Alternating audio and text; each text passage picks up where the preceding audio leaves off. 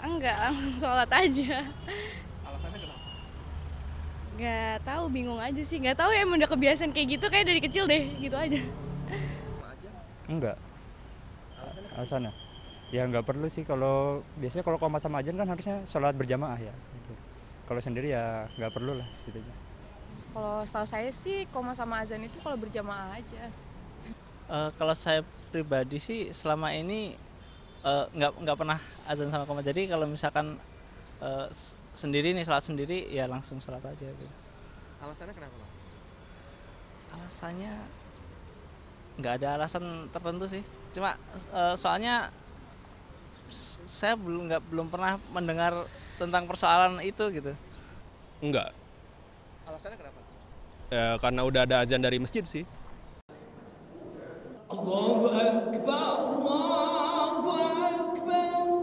Pemirsa sana, azan dan iqomah dianjurkan untuk dikumandangkan pada sholat jamaah.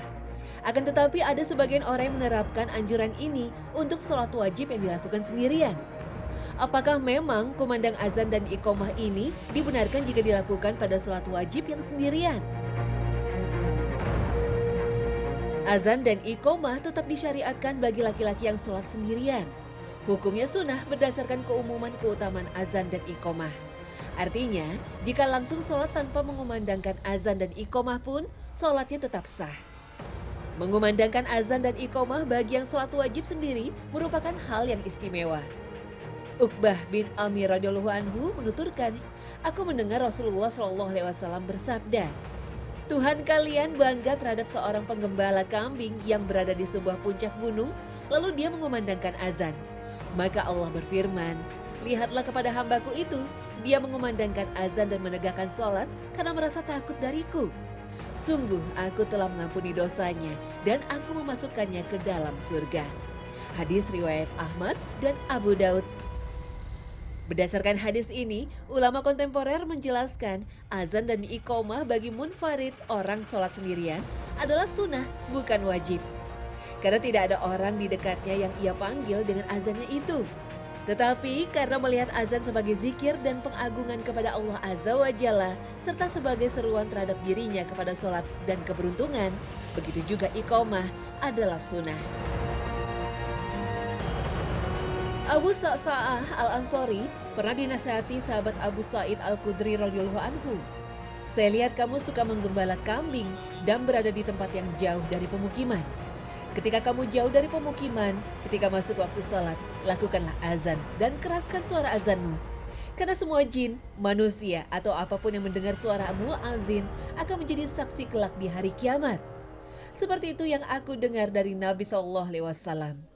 Hadis riwayat Bukhari, Ahmad, dan yang lainnya. Meskipun Abu Sa'sa'ah sendirian, beliau tetap dianjurkan azan ketika hendak sholat wajib. Selain anjuran azan dan iqomah bagi yang sholat munfarid atau sendirian, azan dan iqomah juga dianjurkan dikumandangkan bagi mereka yang terlambat sholat berjamaah. Jika ia mencukupkan dengan azan yang sudah dikumandangkan sebelumnya, juga tak mengapa.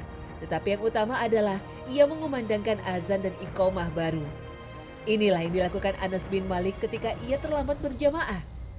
Abu Usman menuturkan bahwa Anas pernah datang menemui mereka di Masjid Bani Sa'labah.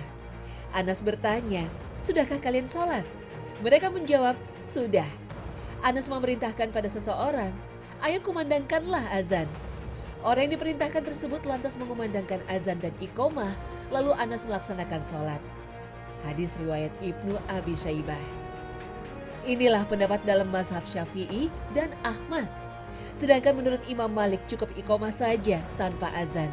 Sementara Abu Hanifah dan pengikutnya menyatakan bahwa tidak ada azan dan iqomah. Wallahu alam.